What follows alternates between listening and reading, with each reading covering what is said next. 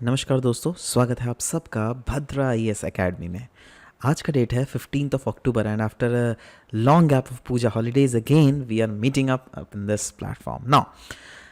During the पूरा puja holidays जो भी इम्पोर्टेंट करंट अफेयर्स थे we will make sure that धीरे धीरे उनको अलग अलग जो भी आर्टिकल्स आएंगे उनके साथ डेली के बेसिस पे एक दो करके हम इंटीग्रेट करके आप तक पहुंचाते रहेंगे, right? So nothing will be left out. So let's start this Assam Tribune के important articles के discussion from the perspective of APSC and UPSC। चलिए शुरुआत करते हैं।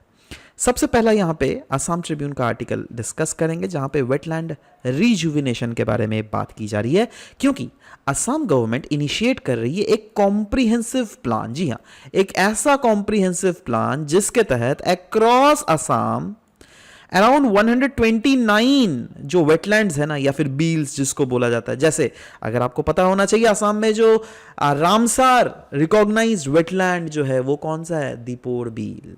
सो Deepor Beel is a wetland which is Ramsar recognized, but ऐसा नहीं है that Assam में सिर्फ और सिर्फ एक ही वेटलैंड्स है, नहीं, बहुत सारे वेटलैंड्स है, राइट?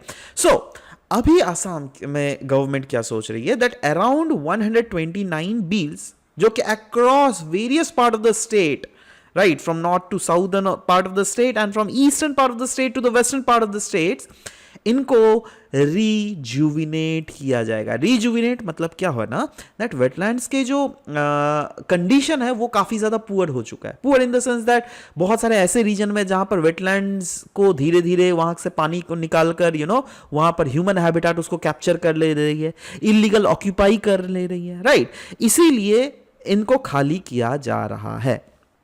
तो वही बोला जा रहा है इंपॉर्टेंस ऑफ बील्स इन असम। अगर देख लीजिएगा वेटलैंड्स का इंपॉर्टेंस क्या है, देखो असम जो क्या इतना बड़ा पॉपुलेशन जो क्या एग्रीकल्चर में डिपेंडेंट है, और एग्रीकल्चर में भी fisheries is one of the major sector जिसके रिलेटेड ऐसे बहुत सारे लोग हैं, ऐसे बहुत सारे फार्मर्स हैं जो कि डायरेक्टली इंक्लूडेड है। और ये जो वेटलैंड्स है या फिर बील्स जो भी बोल रहे हैं हम लोग, तो ये अनडाउटेडली वाटर रिसोर्स तो प्रोवाइड कर ही रही है, बट उन पॉपुलेशन को एक सपोर्ट कर रही है जिससे क्या वो इस रीजन में फिशरीज कैरी फॉरवर्ड कर सके। यही नहीं, अगर वेटलैंड्स के रिलेटेड देख लीजिएगा, इनके हाइड्रोलॉजिकल रूल्स भी हैं काफी। जैसे कभी भी अगर फ्लड आता है ना, तो फ्लड का पानी को ये जो है ना एब्जॉर्ब कर लेती है। यही नहीं, इस रीजन में ग्राउंड वाटर को भी रिचार्ज करने में वेटलैंड्स का एक बहुत ही इंपॉर्टेंट रोल है। रिवर फ्लो को रेगुलेट करने में वेटलैंड्स का एक बहुत ही इंपॉर्टेंट रोल है, और ऑफ कोर्स इरोजन को कंट्रोल भी करती है वेटलैंड्स। यही नहीं, बायोडाइवर्सिटी हॉटस्पॉट्स के अगर बारे में बात करें, यस, एक रिच बायोडाइवर्सिटी इन रीजन्स में रहती है, क्योंकि देखो वेटलैंड को कंजर्व ही क्यों किया जाता है? आप खुद सोचो ना, नॉर्मल लेक्स को कंजर्व करने के लिए कोई इतना बड़ा वर्ल्ड रिकॉग्नाइज्ड इतना कन्वेंशन नहीं है जो कि वेटलैंड को रिलेटेड है, रामसार वेटलैंड कन्वेंशन। क्योंकि वेटलैंड क्या है ना, वो लेक नहीं है, that is a kind of lake, but that is not exactly a lake.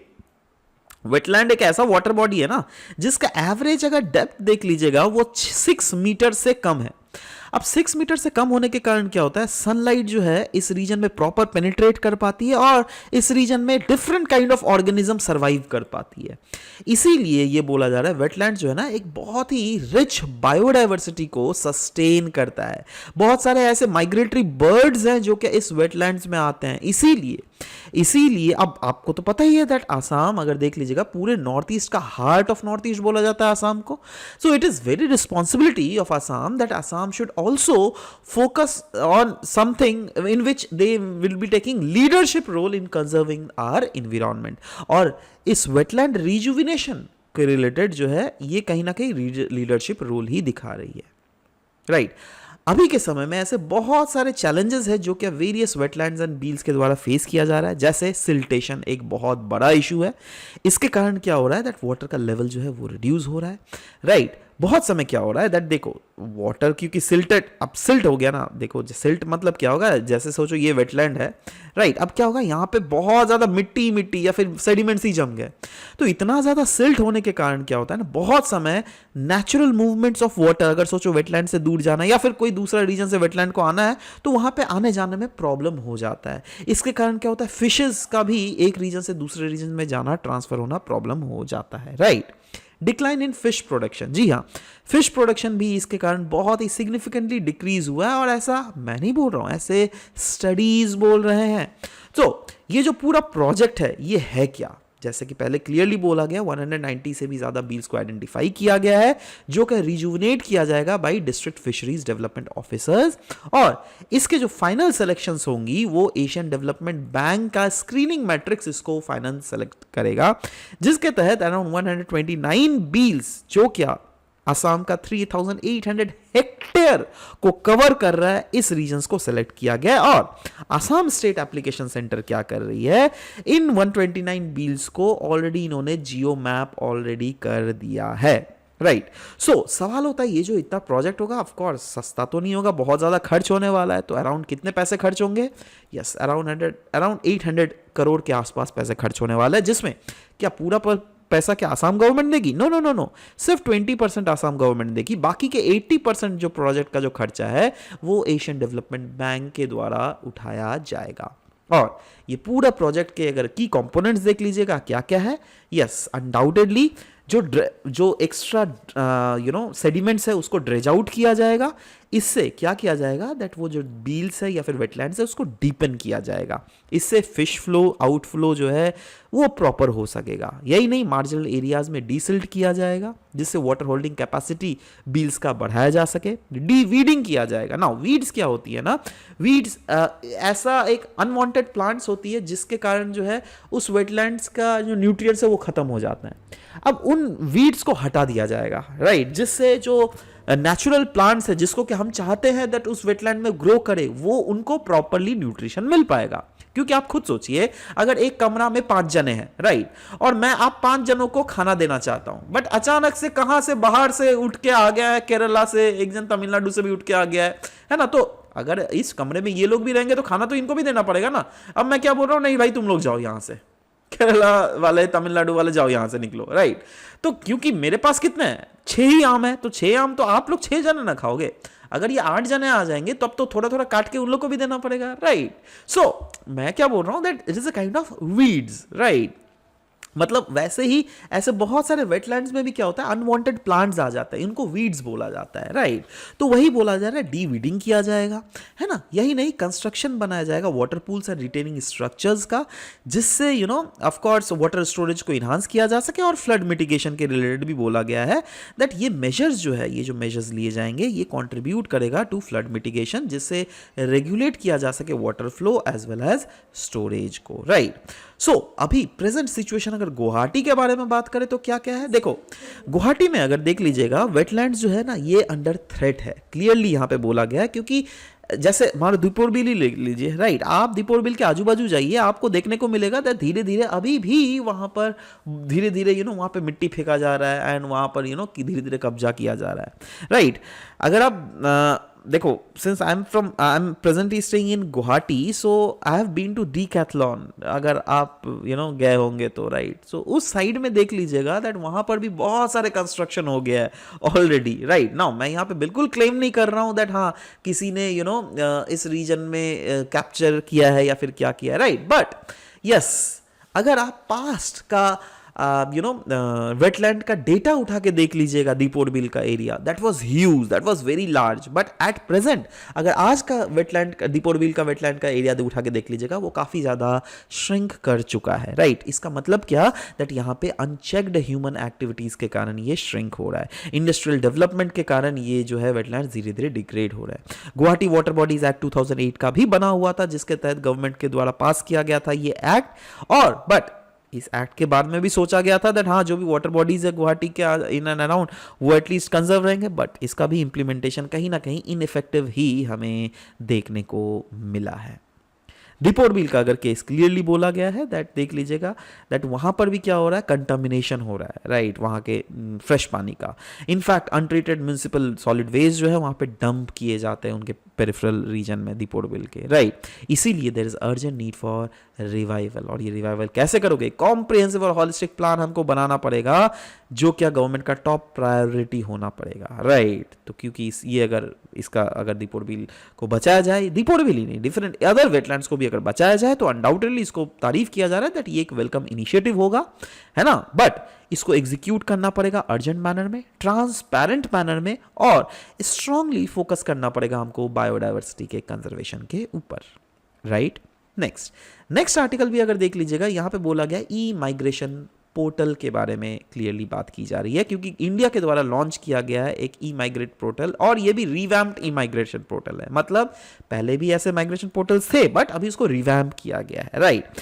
क्योंकि मेन इसका ऑब्जेक्टिव क्या है इस रिवैम्प करने का ई माइग्रेशन पोर्टल को, जिससे जो ओवरसीज ट्रैवल करते हैं ना, से फॉर एग्जांपल आप बहुत सारे ऐसे इंडियन सिटीजन्स हैं जो कि सऊदी में काम कर रहे हैं, राइट। अब क्या हो रहा है, बहुत समय उनके सेफ्टी और वेलबींग के ऊपर सवाल उठता है, राइट। तो ये पोर्टल को रिवैम्प इसलिए किया गया है जिससे क्या उनको सेफ और लीगल ओवरसीज ट्रैवल फैसिलिटेट हो सके। दैट इज उनकी सेफ्टी को इंश्योर करना गवर्नमेंट का काम है, और उनके वेलबींग जो भी इंडियन सिटीजन्स है अब्रॉड जो कि आप बाहर काम कर रहे हैं, उनके वेलबींग को भी इंश्योर करना गवर्नमेंट का ही काम है, राइट।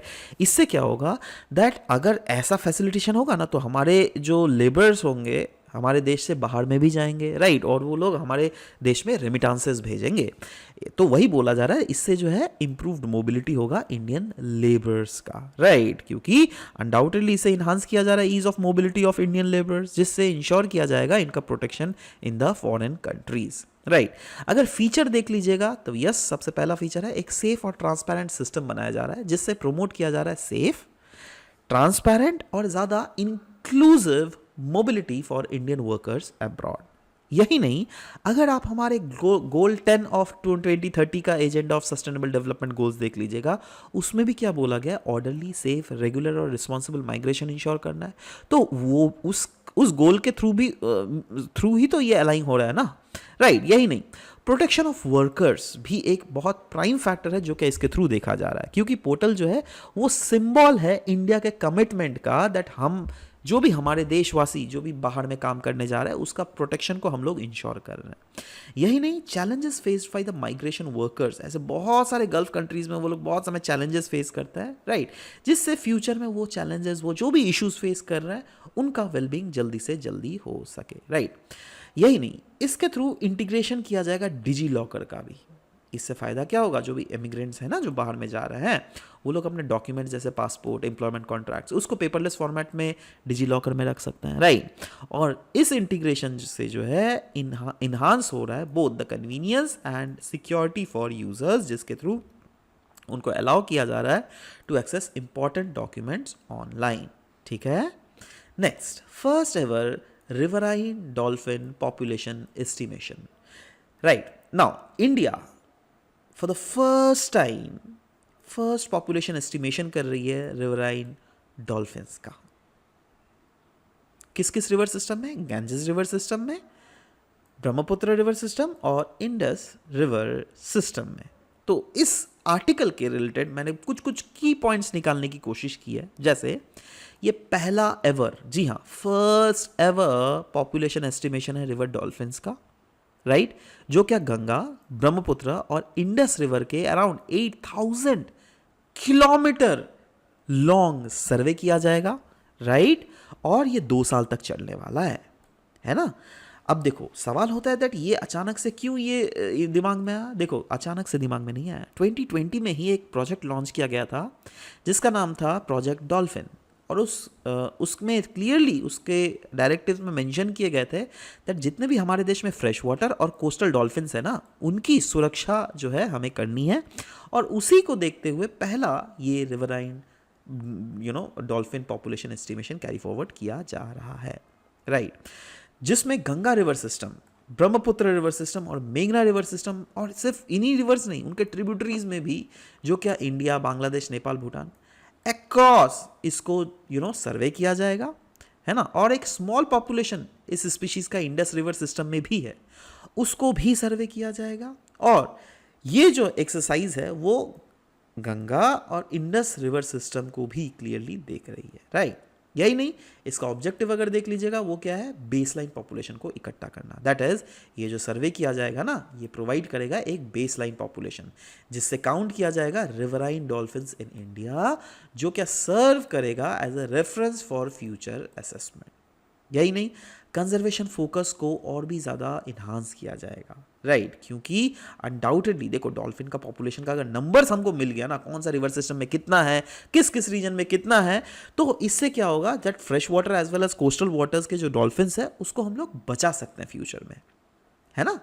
नेक्स्ट इज इंपॉर्टेंस, अगर देख लीजिएगा डॉल्फिन पॉपुलेशन का क्या है, क्यों हम लोग इसके ऊपर इतना काम करना चाहते हैं, क्योंकि देखो कोई भी रीजन में अगर रिवर वाटर डॉल्फिन हम लोग को मिले ना, तो वो इंडिकेटर स्पीशीज के तहत काम करता है। मतलब अगर वो डॉल्फिन स्पीशीज कोई भी रिवर में मिल रहा है, इसका मतलब हम लोग को टेंशन फ्री हो जाना चाहिए दैट हाँ वो रिवर साफ सुथरा रिवर है, इसीलिए वो डॉल्फिन वहां पे मिल रहा है, क्योंकि गंदा रिवर होने से वो डॉल्फिन वहां पे सर्वाइव ही नहीं कर पाएगा, right. Next is survival requirements, dolphin need clean water, right. मतलब वही चीज, एक ही चीज घुमा फिरा के बोला गया that overall health of river system को ये दर्शाता है। फ्यूचर प्लान्स अगर देख लीजिएगा, मरीन डॉल्फिन एस्टिमेशन, गवर्नमेंट जो है एस्टिमेट कर रही है। देखो अभी क्या हो रहा है, गंगा, ब्रह्मपुत्र और इंडस रिवर सिस्टम में ही ना कैरी फॉरवर्ड किया जा रहा है, but what about the ocean वाला मरीन सिस्टम। जी हाँ, ओशन कोस्टल रीजन्स के जो इको सेंसिटिव जोन्स है ना, फ्यूचर में गवर्नमेंट प्लान कर रही है दैट वहां पर भी डॉल्फिन्स का पॉपुलेशन एस्टिमेशन किया जा सके, राइट क्योंकि अगर ओवरऑल हमारे देश में जो प्रोजेक्ट डॉल्फिन है उसका अगर रिव्यू देख लीजिएगा तो इसमें भी यही है, लॉन्च जो 2020 में किया गया था ना, उसमें क्लियरली मेंशन किया हुआ भाई दैट फ्रेश वाटर और कोस्टल हैबिटेट्स में जो डॉल्फिन्स है दोनों को बचाना है ना। इसीलिए बट अभी जो प्रोजेक्ट चल रहा है, ये प्रोजेक्ट मेनली प्रायोरिटाइज क्या कर रहा है, जो इनलैंड दैट इज जो फ्रेश वाटर में डॉल्फिन्स है उनको बारे में, राइट। बट इसका एम मरीन वाटर डॉल्फिन भी है ना। So this was all about the discussion that we had for this very session. मिलते हैं आप सबके साथ नेक्स्ट सेशन में। Till then bye bye, take care.